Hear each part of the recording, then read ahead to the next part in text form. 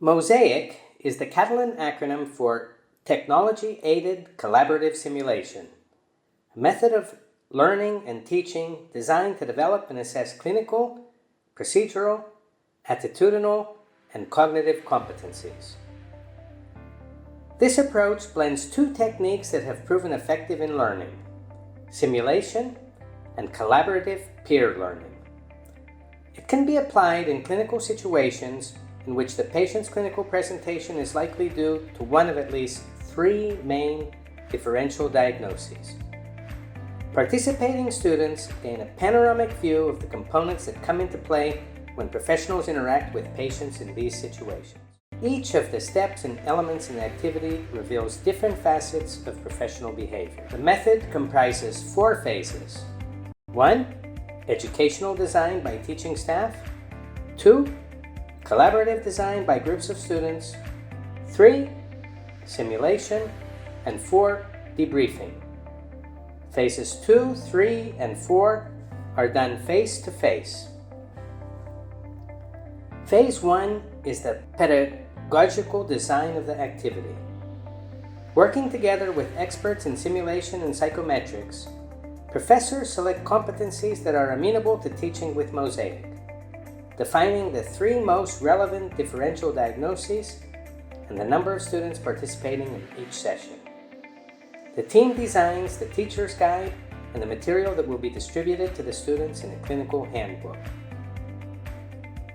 The team also elaborates the instruments to assess students' learning, guidelines for teachers to use in evaluating clinical competencies, templates for groups of students to use when designing cases, instructions for groups to use when evaluating attitudinal competencies, and the final questionnaire for all participants to use in evaluating the activity. Students are divided into 3 groups that will take turns in playing 3 roles: designing a case they will present in a simulation, treating the patient during the simulation, and observing the other groups acting out the simulation. Each of the 3 groups will alternatively act as the designing group, the treating group, and the observing group.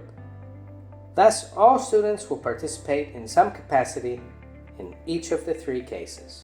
In Phase 2, while each group works separately to design their case, the teacher circulates among the groups to resolve any doubts that might come up.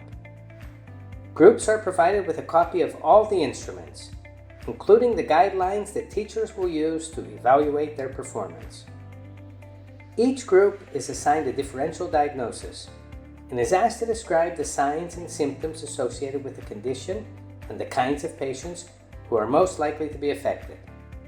After this initial discussion, groups use the case design template to elaborate their case, incorporating the patient's characteristics, medical history, and clinical presentation.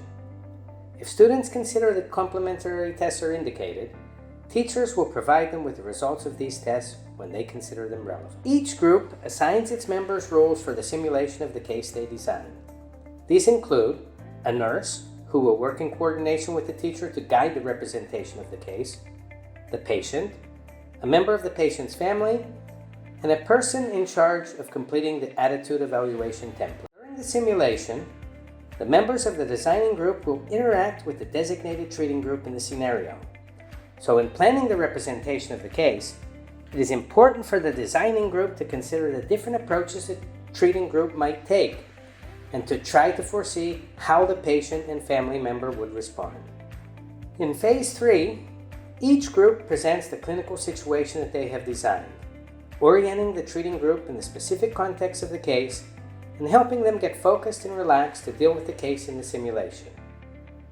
During the simulation, the classroom is divided into 3 separate spaces: an observation area, where the observing group is situated, the scenario, where the simulation is carried out, and the control area, from which the teacher can use a 2-way radio to communicate with the nurse within the simulation. Phase 4 is for debriefing.